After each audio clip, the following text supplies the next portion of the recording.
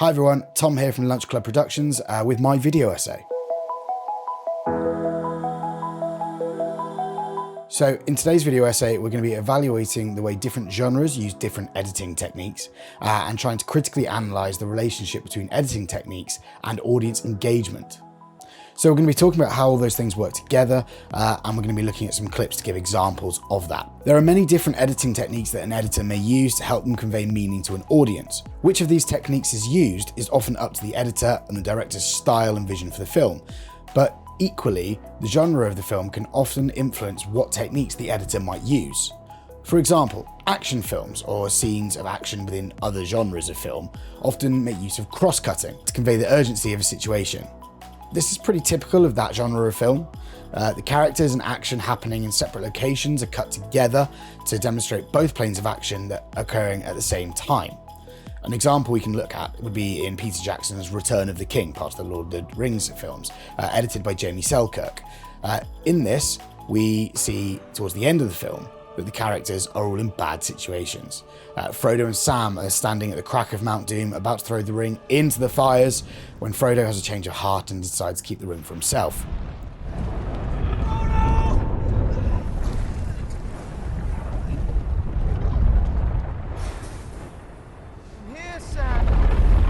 Elsewhere, the rest of the remaining Fellowship are battling at the Black Gate in order to distract the enemy from the real plan to destroy the ring. They face overwhelming numbers and soon find themselves on the back foot. Selkirk uses cross-cutting here to jump from Frodo and Sam back to Aragorn and the Fellowship several times, demonstrating that all the characters are in trouble. This conveys a sense of urgency to the audience for Frodo to destroy the ring before the rest of the Fellowship are defeated and characters that the audience has bonded with over the course of 3 films are lost.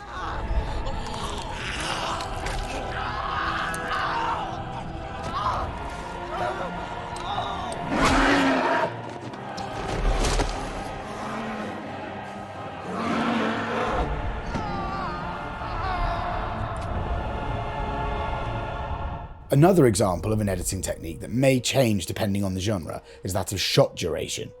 This means how long a shot is displayed on screen without cutting away.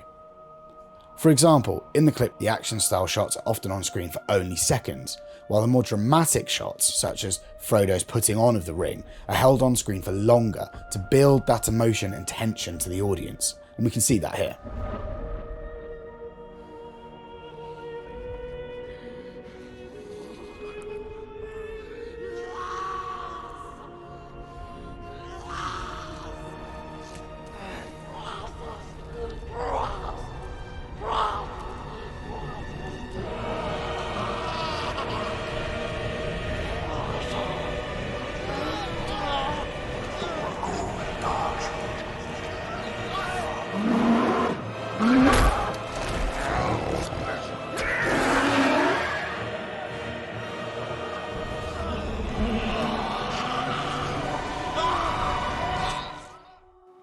Another example would be the use of montages to show passing of longer periods of time in a story, but in a shorter runtime.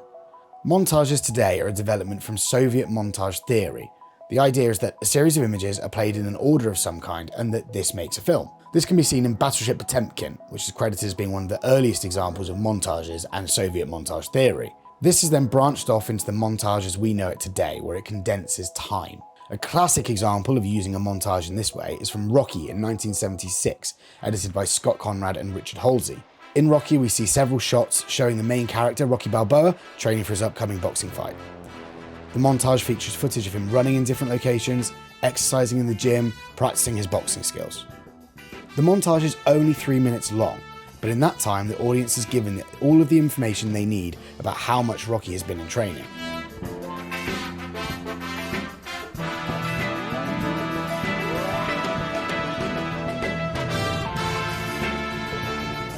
We didn't need several long scenes to get all that information. Through a montage, we were given it in only 3 minutes.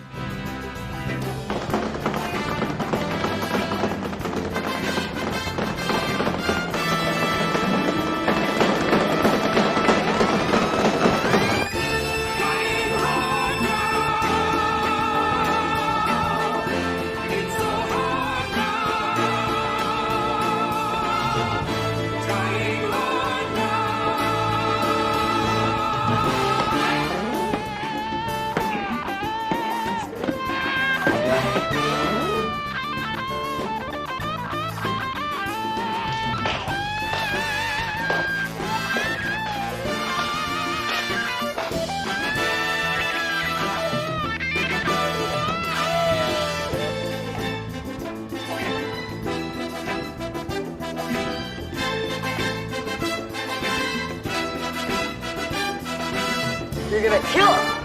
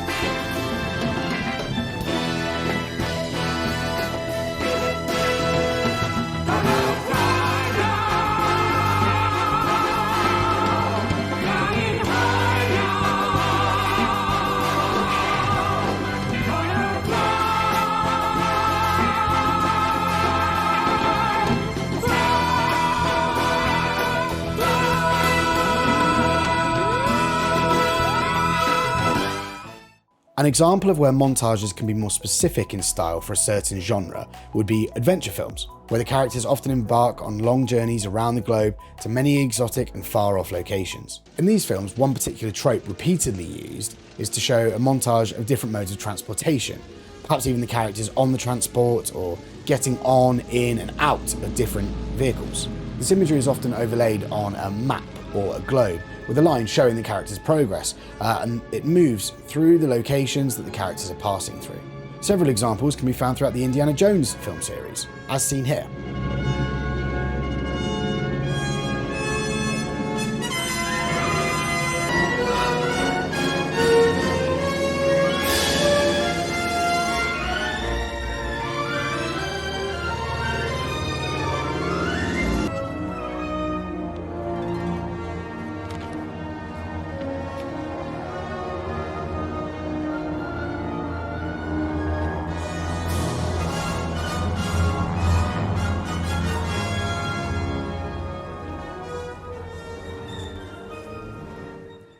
An alternative way of achieving the same effect through montage is with the use of wide tracking shots, showing characters travelling over sweeping vistas or different landscapes. For an example of this, we can return to the Lord of the Rings series, which makes frequent use of this technique, particularly in the first film, The Fellowship of the Ring, when the Fellowship is travelling to Rivendell or off to Moria.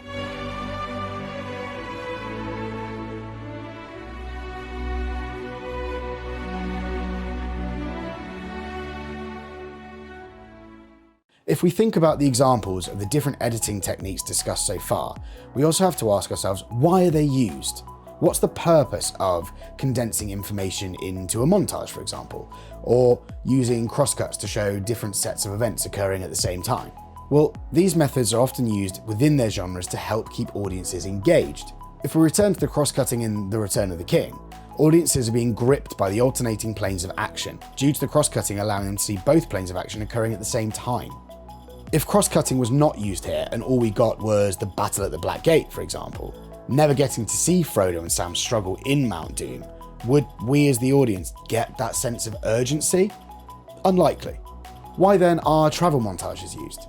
Why can't we just see Indiana Jones, James Bond, or any other globe-trotting character just arrive at the new location? Well, the information of travel helps audiences understand the character's changed location and gives a sense of time taken to do so. Many cities can look similar, different landscapes can look similar too. How would I know that Indiana Jones had been travelling for several days if he just arrives at the island of the Ark of the Covenant in the next scene? This lessens the impact for our audience that he's a man on a mission, dedicated to his task no matter how far he has to go or how long it takes to get there. Keeping the audience informed, engaged, and emotive is vital for a film to be successful, and by using editing techniques like those discussed today, editors can make sure audiences are kept glued to the screen. Not all of these techniques, however, would work for all films. The examples used are chosen to help show that these techniques can be unique or can be tailored in a way to a particular genre. Would I need a travel montage in a rom-com that's set in Manhattan? If I did do one, would the audience be engaged by it? The answer is most likely no. There is no doubt that it could be done if it needed to, but right there is the key. It's not likely to be needed for that genre of film. Shot duration is another example where using it in the wrong genre would not increase audience engagement. If I was watching a period drama like Pride and Prejudice, and the shots were being cut very fast and frantically, would I be engaged with what's going on, or would I be left feeling somewhat confused as to what's happening? I hope you've enjoyed this video essay. Thanks for watching. If you did enjoy it, go watch the other people's. They'll be popping up here, and here, most likely. So thank you. See you soon.